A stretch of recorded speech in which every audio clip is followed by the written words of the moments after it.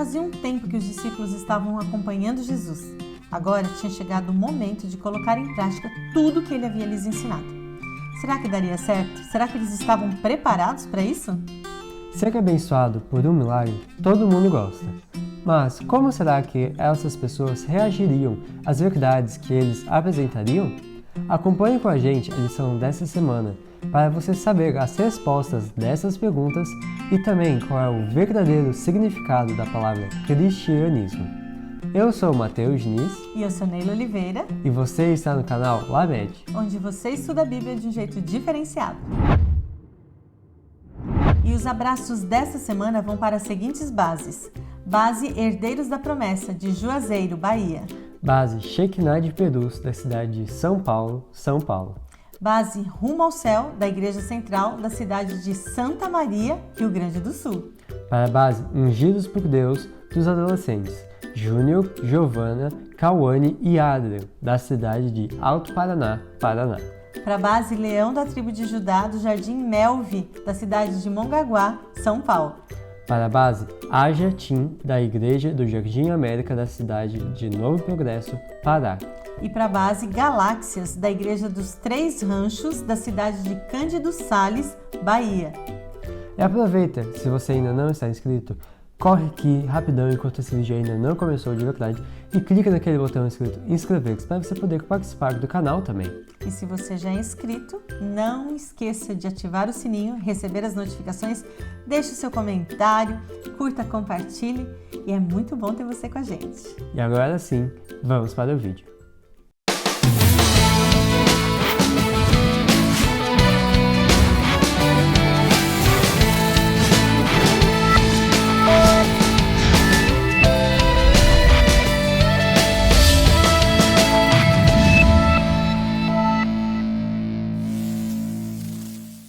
Você sabia que Jesus dedicou mais tempo para curar do que para pregar?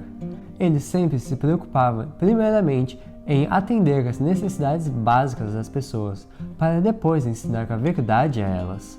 E convenhamos, isso sempre dava certo, porque as pessoas percebiam que Jesus verdadeiramente estava interessado nelas e na salvação delas.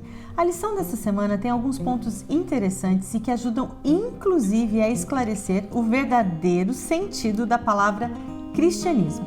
Se cristianismo é a religião dos que professam seguir a Cristo, tudo que um cristão tem que ser é ser como Cristo. E era isso que Jesus não estava só convidando, mas convocando os discípulos a serem seus imitadores. Vamos começar conhecendo quais foram as instruções que Jesus deu aos seus discípulos? A primeira coisa é que eles precisavam sair e visitar as pessoas. E eles deveriam fazer isso de 2 em 2, para que um ajudasse o outro. Assim, se um desanimasse, o outro estaria ali para ajudar. O que mais? Os discípulos não deveriam discutir com ninguém se Jesus era ou não era o Messias.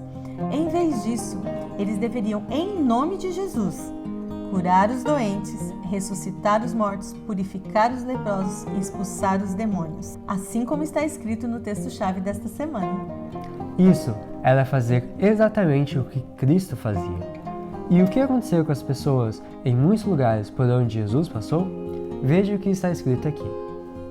Sua voz foi o primeiro som que muitos ouviram. Seu nome, a primeira palavra que falaram. Seu rosto, o primeiro que viram.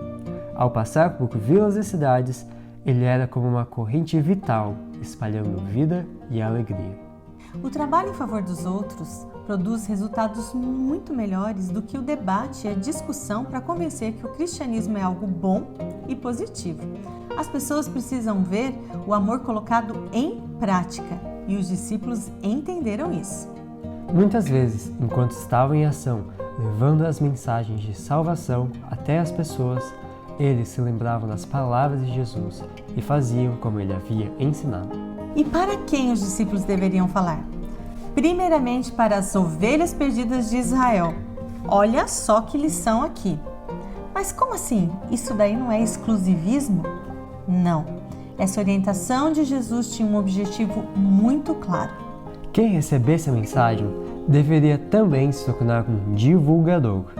Assim, haveria mais pessoas para divulgar essa notícia sobre Jesus e sobre o que ele tinha vindo fazer. E essa responsabilidade era primeiramente dos judeus. E o que os discípulos deveriam evitar? Eles deveriam evitar chamar atenção para si mesmos. Por isso que a roupa deles deveria ser simples. Outra coisa que eles deveriam evitar era reunir muita gente para tentar dar a mensagem de uma vez só. O trabalho missionário deveria ser pessoal, de casa em casa. Quando os convidassem para entrar, eles não deveriam recusar. Se fosse oferecido a eles um pãozinho caseiro, talvez um leite de cabra para acompanhar, eles também não deveriam recusar. E logo na entrada, a família que os acolhesse deveria ouvir a simpática saudação: paz a essa casa. Naquela casa, eles deveriam orar e cantar, e ainda estudar as Escrituras com a família. Que bênção, não é? E que bom exemplo para ser seguido entre os seguidores atuais de Jesus. Os discípulos deveriam fazer aquilo que Jesus fazia. Deveriam se preocupar com a salvação de todas as pessoas com quem eles entrassem em contato. Quer saber como Jesus era quando lidava com as pessoas? A lição de segunda-feira faz um resuminho. Ele falava a verdade com amor, não era rude. Nunca magoava desnecessariamente uma pessoa sensível. Não repreendia a fraqueza humana. Condenava destemidamente a hipocrisia e a iniquidade. Tinha lágrimas na voz quando pronunciava suas mais afiadas repreensões. Considerava cada pessoa preciosa. E você, se considera cristão? Se você é cristão, você então precisa agir como Jesus agia, ser amável como ele foi, mesmo quando tinha que lidar com pessoas ou situações difíceis. Isso é mais poderoso do que qualquer argumento em favor da verdade. Mas Jesus alertou os discípulos que nem tudo seria um mar de rosas. Eles enfrentariam oposição. Muitas vezes seriam perseguidos e mal interpretados. Era bem provável que eles seriam acusados de coisas que eles nem fizeram e ainda poderiam ser levados perante tribunais. Se isso acontecesse, eles não deveriam ficar preocupados preparando o discurso de defesa. Eles deveriam confiar em Deus e acreditar que o Espírito Santo colocaria as palavras certas na boca deles, fazendo com que se lembrassem de todas as verdades que fossem necessárias. Não importa o que acontecesse, eles não deveriam ter medo de defender a verdade. Eles deveriam ser corajosos e ir onde as pessoas quisessem ouvi-los. E veja o que Jesus disse para eles: o que agora lhes digo no escuro, anunciem às claras, e o que sussurra em seus ouvidos, proclamem dos telhados.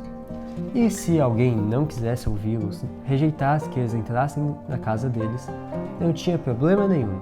Eles deveriam simplesmente chacoalhar a poeira e ir para outro lugar. Você já percebeu que hoje em dia as pessoas procuram acreditar em um Jesus que é muito mais parecido com elas mesmas do que com o Jesus descrito na Bíblia? É um Jesus assim que sempre está de boa com as pessoas que vivem no pecado, que parece ter muito mais interesse em que elas sejam acolhidas, que elas se sintam amadas. É a ideia de um Jesus condescendente. Você sabe o que é isso? É alguém que não liga muito para o pecado, que está mais interessado em manter a paz ali, nem que para isso tenha que abrir mão de um monte de coisa. Tudo para que a pessoa se sinta bem. Mas será que era assim? Veja o que o texto do livro nos diz a respeito dessa situação. Jesus nunca aceitou a paz para dar em troca a condescendência. Seu coração transbordava de amor por toda a raça humana, mas nunca tolerava os pecados dela. Ele era por demais amigo deles para ficar em silêncio enquanto seguiam em um rumo capaz de arruinar-lhes a alma. Os servos de Cristo são chamados para fazer o mesmo trabalho e devem cuidar para, na tentativa de evitar conflitos, não comprometer a verdade. Nunca poderemos obter paz verdadeira se abrirmos mão dos princípios, e ninguém pode ser leal aos princípios sem provocar a oposição.